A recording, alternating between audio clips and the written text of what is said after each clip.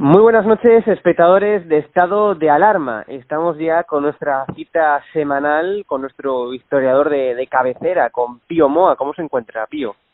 Hola, muy bien, aguantando marea como siempre. Como siempre y como todos. Bueno, Todos. no sé si hay algún tema de actualidad que te gustaría comentar antes de comenzar con la revisión de tu blog o algo que quieras comentar.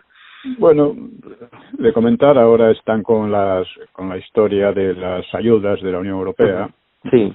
Y que obviamente la única postura correcta fue la de Vox. O sea, que Sí. se reciban cuanto antes y ahora vamos a tratar de controlarlo porque estamos en manos de una pandilla de delincuentes comunes. El gobierno es una pandilla de delincuentes comunes. Mientras no se entienda eso, no se va a entender nada de lo que está pasando. O sea, encabezada por un doctor estafador, porque su doctorado es una estafa, ¿no? Y están muchas cosas ahí, ¿no? Pues parece que leo en Libertad Digital que el autor de los discursos del doctor es un escritor pornográfico. Y eso es muy lógico, porque él es yerno de empresarios de burdeles, homosexuales y otros. Nunca se dice eso. Se dijo en su momento, se habló y tal y cual, oye, si esto fuera una democracia real, en USA, como USA, esa cuestión estaría constantemente, ¿no? Hasta echarlo, ¿no? Un tipo así, ¿no? Y es la porno política en estado puro, ¿no? Ahí, De hecho, sí, perdona. sí. No, perdón. No, de hecho el Consejo de Estado, que es lo que iba a recordar, ¿no? Ya avisó que es que ahora mismo no hay ningún tipo de autoridad independiente que pueda controlar digamos, la distribución de los fondos, la repartición de los fondos. O sea, de hecho ya lo anunció, esto era la crónica de una muerte anunciada, ¿no? Lo anunció hace nada, hace un par de días el Consejo de Estado que nadie iba a poder controlar eso, ¿no? O sea, es que estamos verdaderamente dándole el mando, todo el poder de distribución a un señor, a una persona que ha demostrado en múltiples ocasiones, bueno, que es un fraude en todos los sentidos. Es que, vamos a ver, estos señores tienen un objetivo, ¿no? Él y el Coletas, ¿no? Sí. El objetivo, que de su banda había que llamarle, en vez de Unidas Podemos, llamarles las chicas del Coletas, ¿no? Porque eso es lo que realmente está ocurriendo. Pero aparte de eso, los dos tienen el mismo proyecto político, que es, en definitiva se puede decir, destruir los restos del franquismo, con lo cual destruir España y destruir la democracia. Este es su proyecto, acabar con la monarquía, etcétera, etcétera. Que luego se reparten un poco los papeles entre el doctor y el Coletas y cada uno hace su parte, ¿no? Y aquí tenemos a los, en fin, no sé cómo llamarlos, a Casado y su pandilla, tratando de convencer al doctor de que les elija a ellos en lugar de al Coletas. Claro, el doctor dice, mire usted, el Coletas es mucho más sexy que ustedes. ¿Ustedes qué son? Bueno, en fin, estas cosas que son... esto ya viene de lejos porque Suárez inauguró, entre otras cosas, la democracia de amigachos, como diría también Azaña, ¿no? Uno de cuyos fundamentos era olvidemos el franquismo. Es decir, rompamos con la historia y dejemos que la izquierda mienta y calumnie sobre Franco. Y finalmente, unámonos a ellos en esta condena. Y eso fue lo que hizo Aznar. Son cosas que parece que son meramente simbólicas, que no tienen importancia, no, tienen una importancia fundamental, porque son lo que marcan la línea general. Cuando dicen que miremos al futuro, oiga, a mirar al futuro sin recordar el pasado es ir al hoyo de cabeza, ¿no? A repetir los peores errores, ¿no? Y esto es lo que ha hecho el PP, o sea, de manera sistemática, ¿no? Luego tenemos en la actualidad esta escandalera de los golfos y los corruptos que pueblan la casta política y mediática, ¿no? En torno a los chanchullos erótico-monetarios del emérito. Oiga, es cómico y es también terriblemente triste. O sea, que una panda de golfos y de corruptos se escandalicen de las golferías y las corrupciones de alguien, ¿no? Pero esta es la situación. Y, en fin, mucha gente dice que solo Europa puede salvarnos de la banda del doctor. Esto es absurdo, ¿no? O sea, Europa no nos va a salvar de nada. Nosotros somos parte de Europa y es la parte que nos podemos salvar a nosotros mismos. No nos van a salvar nadie más, claro. Bueno, pues si le parece, Pío, pasamos ya a la revisión de los artículos que ha publicado esta semana en su blog. Sí, bueno, vamos a ver. Tengo un programa de Radio Ya, que sale también en YouTube y en podcast, ¿no? sobre una hora con la historia. Y vengo tratando desde hace algún tiempo una serie de, o sea, los gloriosos años 40, ¿no? A los que tratan de poner siempre como si fuera años perdidos y sin más, ¿no? Eso es completamente falso, ¿no? Entonces, el último, hasta ahora, el de esta semana, pues trata de una doble y trascendental victoria de Franco, que es una victoria de España también, ¿no? Hacia el final de la Segunda Guerra Mundial y al año siguiente, o sea, esto lo he puesto en el blog como introducción, ¿no? Sí. Pues, y al año siguiente, 45-46, la España de Franco tuvo que bandearse entre los chantajes y amenazas de los aliados, incluyendo una posible invasión, una peligrosa guerrilla comunista, el maquis, las conspiraciones juanistas y las maniobras de los políticos exiliados, que estaban todos convencidos de que había llegado su gran hora, ¿no? Su gran ocasión, ¿no? Bueno, en tales circunstancias, la menor vacilación de Franco habría tenido consecuencias catastróficas y habría vuelto inútil la victoria en la guerra civil. En la conferencia de Yalta, los tres grandes parecían resueltos a borrar del mapa al régimen de Franco, pero pocos meses después, en otra nueva conferencia, ya derrotada, Yalta fue en febrero, la otra fue poco después de ser derrotada Alemania, pues en Potsdam, pues el panorama ya cambiaba de manera significativa, aunque la mayoría no se dieron cuenta. Porque empezaban a aflorar las tensiones entre los aliados que ya había previsto Franco, entre los anglosajones y los soviéticos, ¿no? Y las potencias anglosajonas se volvieron mucho más prudentes al entender que una guerra civil en España se propagaría, para beneficio comunista, pues a Francia y probablemente a otros países que estaban arruinados y hambrientos. De modo que insensiblemente, o sea, si llegaron a hacer el Plan Marshall fue porque temían que en fin, dadas las circunstancias en que quedó Europa, o sea, hasta el 48 no empezó a aplicarse el Plan Marshall, ¿no? Y eran unas circunstancias pues de ruina y de hambre, ¿no? Así que, poco a poco, los anglosajones atenuaron las arrogancias y las intimidaciones de los 2 años anteriores, ¿no? Que tampoco habían surtido mucho efecto porque a Franco no le habían hecho, no se había dejado intimidar, ¿no? Así que solo pudieron ponerse de acuerdo unos y otros en promover el aislamiento de España. Ese aislamiento habría traído al país una gran hambruna.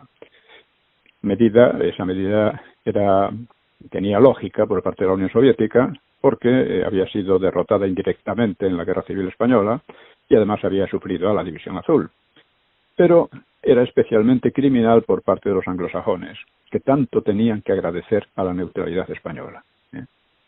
Sin embargo, la diplomacia de Franco se adelantó a la declaración de la ONU de diciembre del 46, que decidía aislar España, y negoció unos meses antes con Argentina la compra a crédito de grandes cantidades de cereales y de carne. Y ello hizo que 1947 no fuera un año especialmente difícil para España, que de acuerdo con aquello podía haber sido un año terrorífico, ¿no? El hambre, que había sido considerable en 1941-42, pues había remitido a niveles inferiores a los de la República y había aumentado en 1946 a causa de la ruina del comercio europeo y del cierre de la frontera con Francia, porque fue Francia quien cerró la frontera en España, ¿no? Pero en los años siguientes el hambre fue bajando consistentemente, menos que en las cifras de la República, hasta desaparecer en los primeros años 50, por primera vez en la historia de España. Las cifras de muertos por hambre constaban en las estadísticas, ¿no? Estadísticas del movimiento de la población, movimiento natural de la población. De este modo, en aquellos tiempos, pues Franco consiguió una doble victoria, no menos trascendental que la de la Guerra Civil. Primero, por haber mantenido a España al margen de la guerra europea, en circunstancias dificilísimas, y luego por haber impedido cualesquiera aventuras y una posible invasión de aliados y de los aliados vencedores, evitando los peores efectos de un aislamiento de intención, repito, criminal. Porque se habla muchas veces del aislamiento como si fuera una cosa, bueno, que se lo merecía España, ¿no? Por no rebelarse contra el franquismo. Pues no. El aislamiento era un intento criminal ya que la gente no se rebelaba porque la gente no tenía ganas de nuevas guerras ni nada por el estilo y estaba bastante satisfecha con la manera como se estaban llevando las cosas, pues pues no se rebelaba y entonces querían someter al hambre, a ver si por fin saltaba. Este era el aislamiento célebre, ¿no? Que Franco, en general, y España, con su disciplina, pues consiguió superar, ¿no? Bueno, hay otra cuestión que vengo tratando también, cuestiones sobre el 23F, también de tema un poco sobre la definición del ser humano, que es un tema filosófico de mucha envergadura y que estoy exponiendo en forma de diálogos, ¿no? Bueno, me ha llegado el libro de Álvaro Romero, que se titula Tejero, un hombre de honor, en el que se explica el fracaso del 23F por el hecho de que se recurrió con engaños a un hombre de honor en lugar de a un mercenario. El mercenario no habría tenido inconveniente en aceptar el avión y el dinero una vez cumplido su papel, ¿no? Bueno, Tejero dijo en el juicio: quisiera que alguien me explicara lo del 23F porque yo no lo entiendo. Curiosamente, algo semejante dijo Juan Carlos alguna vez, que a ver si le explicaban alguna vez qué había pasado allí. Bueno, la verdad es que Tejero creía estar actuando por orden del rey para establecer un gobierno militar transitorio que lo dirigiría el general Armada para poner fin a la situación caótica en que se hundía el país por obra de Suárez. Porque siempre se olvida que España estaba en una situación casi caótica en aquellos momentos, ¿no? No solo por el terrorismo, siempre se habla del terrorismo, ¿no? Más de 100 muertos en 1980, sino por la indisciplina laboral de los sindicatos. Se habían perdido 20 millones de jornadas en huelgas el año anterior. Y luego, en fin, estaba además y había otro problema añadido que era incluso más grave, y es que para afrontar esta situación el gobierno no podía hacerlo. Porque Suárez no solo con sus locuras, no solo dejó al país en aquella situación, sino que hundió a la propia UCD. Es decir, el partido en el gobierno estaba prácticamente en ruinas, dividido, y que con aquello no se podía afrontar ninguna situación, ¿no? Esta es la base, eso es lo que motivó el 23F. Un intento de golpe de timón, como decía Tarradellas, algo que cambiara aquella situación porque vamos, se iba al descalabro, como se está yendo de nuevo al descalabro ahora mismo, ¿no? Bueno, pues eso es lo que pensaba Tejero. Pero luego resultó que se trataba de un gobierno de concentración con socialistas y comunistas, a lo que Tejero no estaba dispuesto. Es decir, hubo simultáneamente dos objetivos distintos en el golpe, y uno de ellos hizo fracasar al otro. Creo que todos sabemos un poco ya cómo ocurrió aquello, ¿no? Bueno, lo que no sabemos bien es hasta qué punto estaban comprometidos los políticos que Armada había designado como ministros. Pero claro está, a menos que Armada se hubiera vuelto loco, tenía que contar de antemano con el beneplácito de ellos. O sea que estaban todos en el lío, en el golpe, ¿no? Y tampoco está claro en el detalle, aunque sí en general, la implicación del rey. Porque, aunque Tejero no simpatizaba con la monarquía, resulta sumamente improbable que al ultramonárquico Armada le hubieran acometido una repentina ambición política puramente personal, de ser el jefe del gobierno, sin el permiso de Juan Carlos. Aunque quizá fuera un permiso interpretable, ¿no? Pero lo que ahora interesa son las verdaderas motivaciones de la operación. El libro del que hablo especula, sin darle mucho crédito, con dos motivaciones. Una, que se tratase de una maniobra para arrancar a Juan Carlos el lastre de ser heredero de Franco para convertirse en el principal valedor de la democracia española. Era la idea implícita de que democracia y antifranquismo venían a ser lo mismo, y era lo contrario. Bueno. O que también especula con la idea que fuese un manejo para estigmatizar y comenzar la depuración del ejército. Un ejército que aún estaba copado por militares que habían ganado la guerra civil. O que fuera las dos cosas a la vez. La verdad es que las dos cosas tuvieron lugar. Juan Carlos apareció como el salvador de la democracia frente a un ejército franquista que debía ser desactivado. Sin embargo, es muy difícil creer que para alcanzar tales objetivos fuera precisa una maniobra tan rebuscada y tan arriesgada. Si ocurrieron las dos cosas, solo pudo ser como efectos colaterales. Y claro, pregunta el autor, Romero, dice, ¿qué habría ocurrido si Tejero hubiera aceptado la solución armada? Y esta es la pregunta clave. En tal caso, un gobierno de concentración habría salvado la crisis política, a menos que Armada hubiera enloquecido, nunca dio muestras de estar loco, y los ministros designados se negaran, igual que se negó Tejero, ¿no? En otras palabras, era la doble crisis nacional y de gobierno, por la descomposición de la OCDE, a la que había llevado la descerebrada política de Suárez. Claro está que el asunto tiene otra cara, en la que debieron de pensar los servicios secretos y demás comprometidos. Digamos que fueron los servicios secretos, ¿no? El CSID se llamaba entonces. Y era la pregunta, ¿y si fracasa? Todo indica que esta posibilidad estaba también calculada. De modo que los actores directos se convirtieron en todos los acuerdos. Tío, no se te escucha, estás tapando el micrófono o algo, ¿eh? ¿Ah, sí? Sí, ahora sí. Ahora, vaya. No, decía que la operación, los autores de la operación tenían que haber calculado también que si la cosa no funcionaba, si fracasaba, ¿no? Y parece que eso también lo tenían calculado, de modo que los actores directos como Tejero o Armada pues se convirtieran en los chivos expiatorios. Y así fue lo que ocurrió, ¿eh? Y muy probablemente ese fue el papel del comandante Cortina de los servicios secretos, ¿no? Por una parte, impulsar el golpe y por otra, tomar medidas para que si fracasaba, pues la culpa recayera en los que habían sido engañados, en definitiva, ¿no? Importa tener en cuenta el problema de fondo. Si los entresijos de la operación hubieran salido a la luz desde un primer momento, la crisis no habría tenido solución. La transición habría sido en vano. La monarquía y cuantos la habían apoyado, empezando por los comunistas, porque es curioso, hay que recordarlo también, pues habrían llegado a un callejón sin otra salida que tal vez una tercera república o una revolución. Y para evitarlo fueron sacrificados Tejero, Milans y el propio Armada, aunque el coste ha sido muy alto. Se salvó la situación, es verdad, pero la mezcla de esperpento y golfería en que se ha desenvuelto desde entonces la democracia, cada vez más pseudodemocracia, y que está llegando de nuevo a situaciones críticas. Es decir, todo esto tiene un desarrollo. Aquí, cuando la mayor parte de los analistas hablan como si no hubiera ocurrido nada, ni siquiera antes de ayer, ¿no?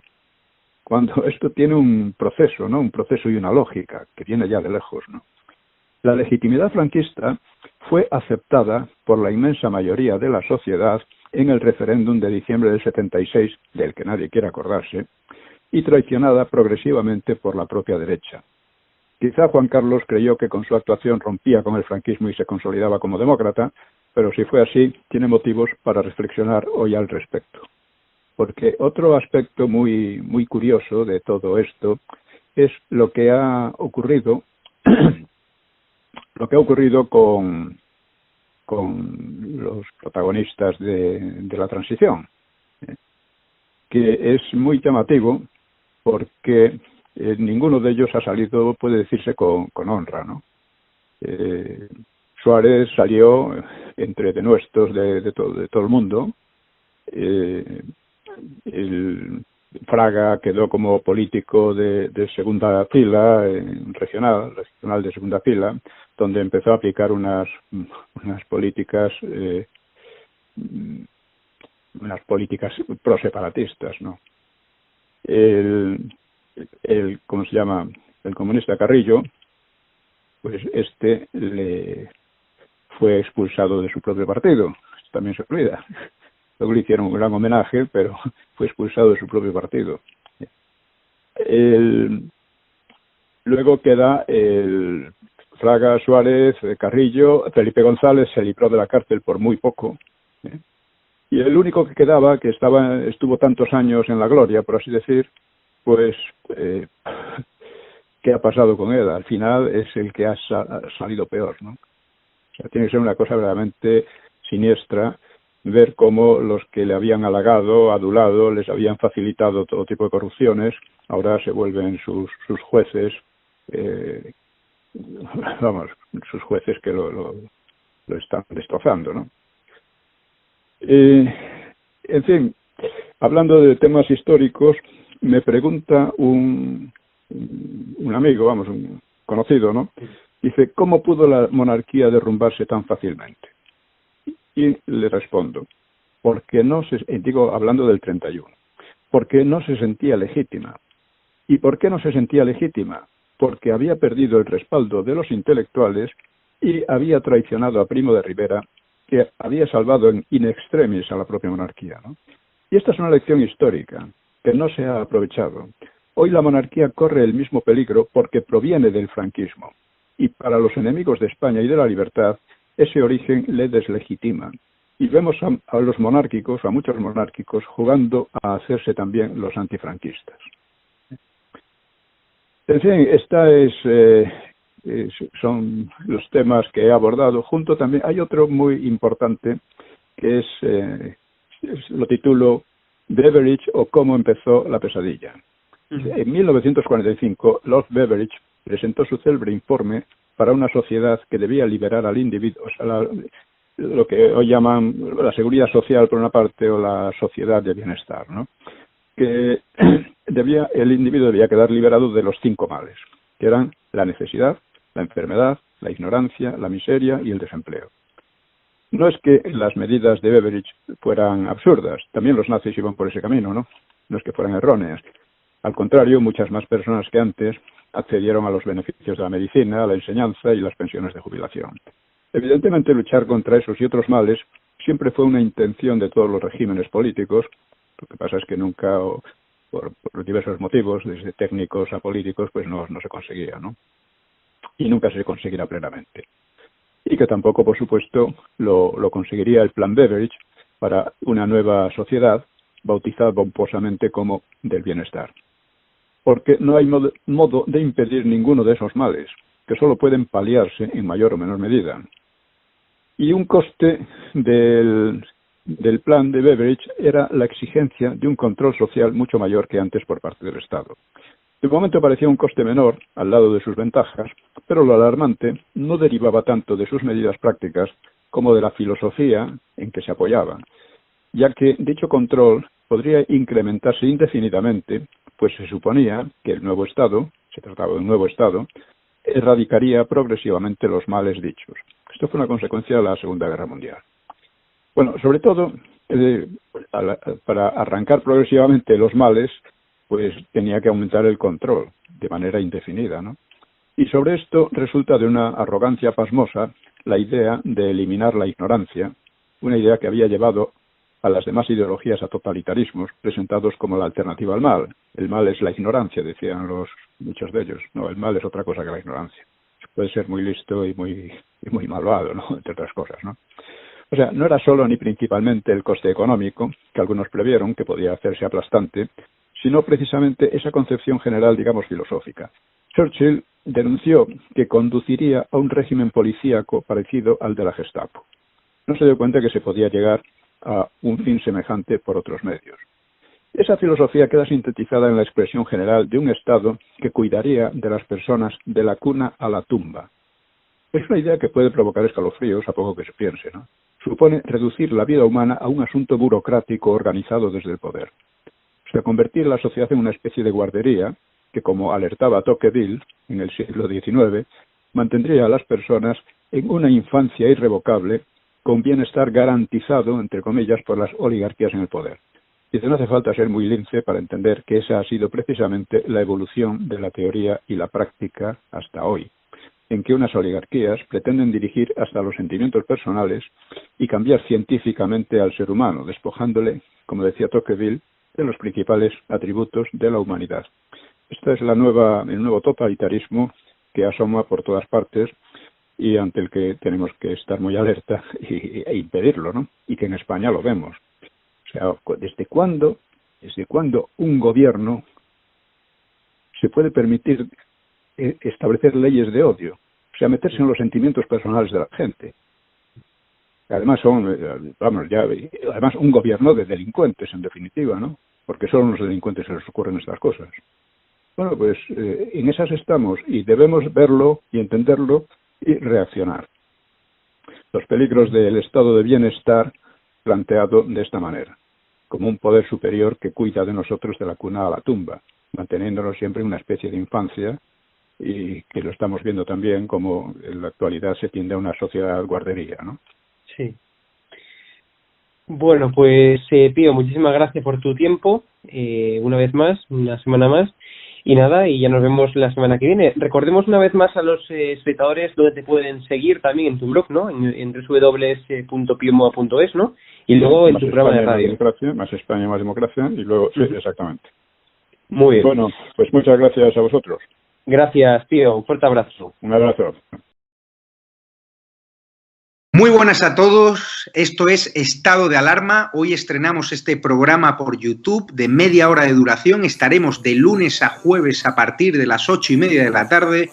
Y este programa nace porque, al igual que tú estás cabreado con ese gobierno central que podría haber hecho mucho más contra el coronavirus, que ya se ha llevado cerca de 3.500 personas por delante, ese gobierno que nos mintió, que nos dijo que solo iba a haber un contagio y que podría haber actuado antes, viendo la que estaba cayendo con la pandemia tanto en China como en Italia, pues hemos decidido montar esta plataforma de libre expresión ante los intentos del gobierno central de usar ahora los minutos de televisión pública que acaparan para lanzarnos desinformación y propaganda. Por eso desde aquí vamos a desmontar sus mentiras, vamos a daros la verdad y vamos a apoyar a los profesionales sanitarios, a la fuerza y cuerpo de seguridad del Estado y a esa población civil que vive confinada, que vive aislada y harta de ver al vicepresidente del gobierno saltándose la cuarentena hasta en 3 ocasiones. Quieren que olvidemos los secretos que irán a tumbarse en el palacio de hielo. Muchas almas vuelan a diario, millones de velas en los santuarios, demasiadas cruces en el calendario, un país entero contra un adversario, hospitales con mares de voluntarios, todos los balcones llenos en mi barrio, aplausos que se escuchan hasta el planetario para ángeles vestidos de sanitarios. Nos está costando respirar. Nuestro mundo paró de girar. Ya. Ellos